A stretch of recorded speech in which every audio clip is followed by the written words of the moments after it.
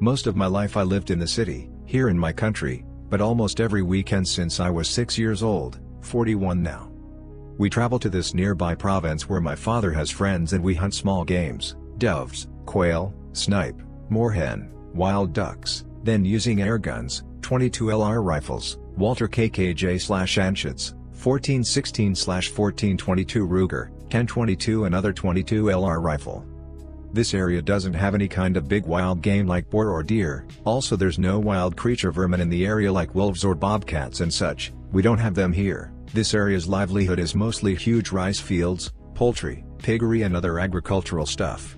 It's a relatively flat area but there are lots of valleys crisscrossing the territory, and almost all of the edge of their rice field have patch of woodland ranging from 50 square yards to 200 square yards. I think the farmers leave them to have a resting spot in the area when they have their breaks after working in the rice fields. I can say that I know almost all of the valleys and small woodland areas there considering I was hunting there since I was young. Since all things were normal and hunting was good, we decided to buy a patch of land in the area, so we can have a house to go to when we want to hunt or get away from the city noise. Then, one day, since we already have a house there, I decided to do some overnight camping into the nearby woods. It's a cool 20 minutes walk from our house. I decided to camp with 2 of my city friends visiting me and do our early hunting the next day. I was forced to become a god for these 2 city tick. I lend them 22 LR rifles with scopes and silencers, bolt-action Winchester 69 and Winchester 75, also they both carry their city pistol with them and I just carry a 1022 modified which also has a silencer. I can say that we are well protected with the firearms we carry. Fear does not cross our minds during the night walk to the wooded area. Now, since I only have 2 tents, one unit for 2 persons and the other being my favorite traveling tent, a kitty tent 5 feet long and 4 feet wide. They both will have to sleep in the 2 persons tent. When setting up the tent they place it 6 yards away from mine cause they say that it might be hot when the tent is closed. At 11 p.m., after the discussion and eating, we went to sleep. I normally sleep well but this time it seems I can't make myself go to sleep, so I just sat inside the tent and peeped through the tent mesh windows covering most of the area around us. The moon was very bright that night, so I could see clearly into the fields. Then at the front of us roughly 40 to 50 yards away, I spot something moving in the unharvested rice stalks, 2 to 2.5 feet high stems. I thought that maybe it was a cat or stray dogs. But they are moving fast and making some noise that I'm not familiar with. I know it's an animal, but what animal? It's playing and running in circles and there's more than one. The other guys also radioed me saying there were maybe 4 or 5 things out there. Seeing my friends turn on their light inside tent, then I called them through our radio to turn it off. After the light was off I wanted to crawl outside with my gun, but I felt a fear that I have not felt before in that area. Fearing it might be wild boars or rabid dogs, I stayed inside and informed the guys at the other tent to be ready, cause we can still see from afar the movement of the stalk. I heard them chambering around and told them to put all things into safety. We don't want to accidentally shoot people walking the fields even though it's very, very uncommon for a farmer to walk into the night without a flashlight. They normally slept at 9 p.m. in the area, but even if we are all afraid, we remained calm. I told my friends to get their flashlights out to see who or what this thing is. They both have a Surefire flashlight and I got the rechargeable Pelican flashlight. I wanted to confront the thing to see what it is but they said that it might be rabid or wild dogs that have been terrorizing the area, considering the latest victim was a middle-sized pig, so we opted to scan the area inside our tent using our powerful flashlights. I'm ready for what it is, but after we put our lights into the area, we can't see the subject animal, no dogs or cats or even a monster. We can see the fields and the flora clearly but the thing that's making this disturbance is nowhere to be found. All we can see is that the stalks are moving as close as 15 yards to us but no animals are pushing them or walking into them.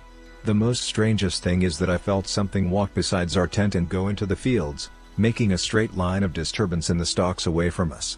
It's like slicing the rice stalk with just air. We can't see anything making the movements.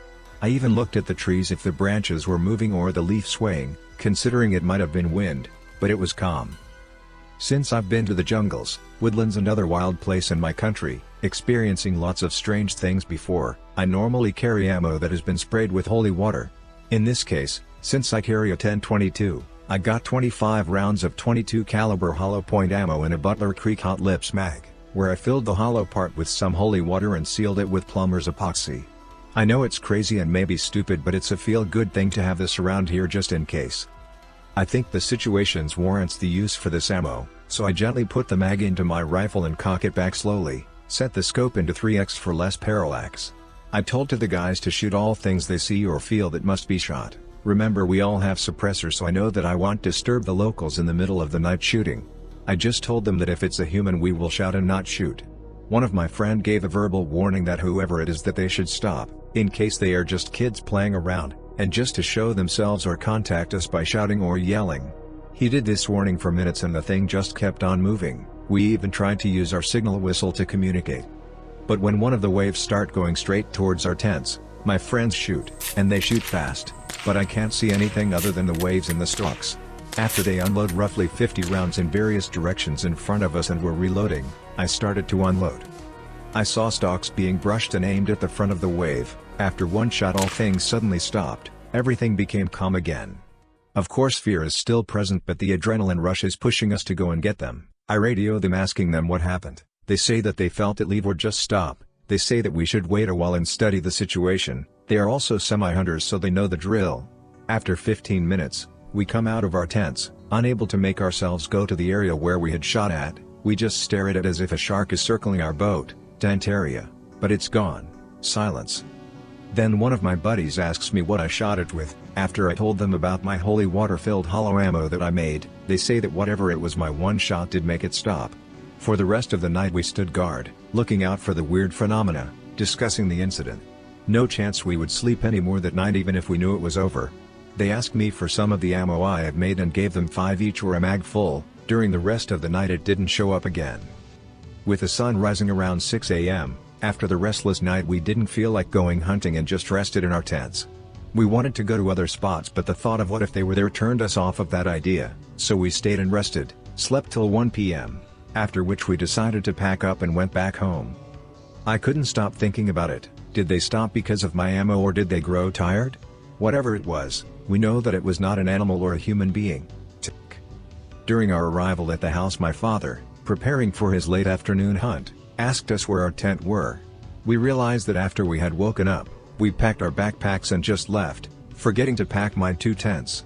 So my father proposes that since it's near, we 4 should go and get the tents before some farmers get it. My friends started to tell the story to him and our neighbor. After telling the story, there were 20 or more of us heading to our campsite to investigate. Even our police neighbor joined in. We arrive at the site, the fast-walking farmers being already at the X-File site, looking at the rice stalks which have been bent, and our tent already being packed by someone. Another storytelling ensues on where, when and why. The farmers told us that the crops were bent all the way for hundreds of yards, and some of the tracks stopped inside the fields without any exit tracks being present. The farmers concerned that it might happen again, their crops being ruined, they wanted to know what it was. Looking at their faces, all in awe as to what had happened. Our local policeman said that if he was there he would have fired in all direction using his M16. My friends noticed that my father was just smiling all the while this investigation was going on. I asked him why he's smiling. He says to look at that tree with a rusted bucket. This is where he experienced something equally as strange whilst target practicing, just 30 yards away from our site. That story is for my next post.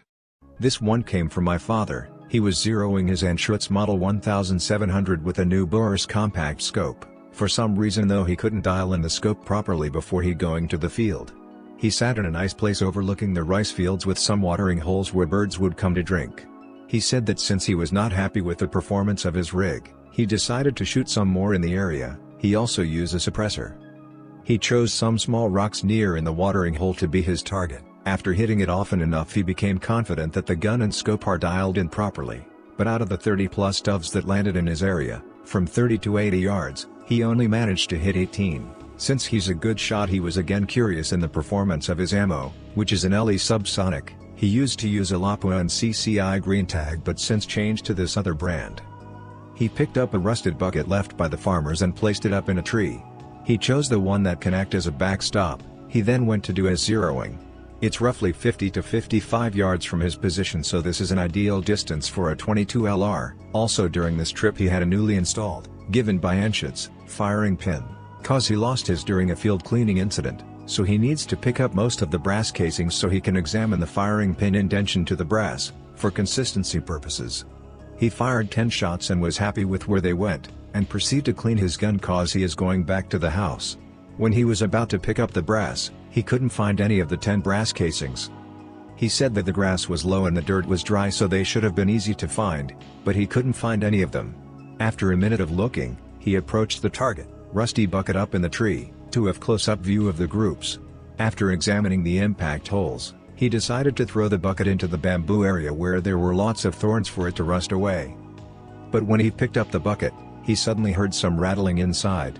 What was inside made him drop the bucket and walk fast towards the house.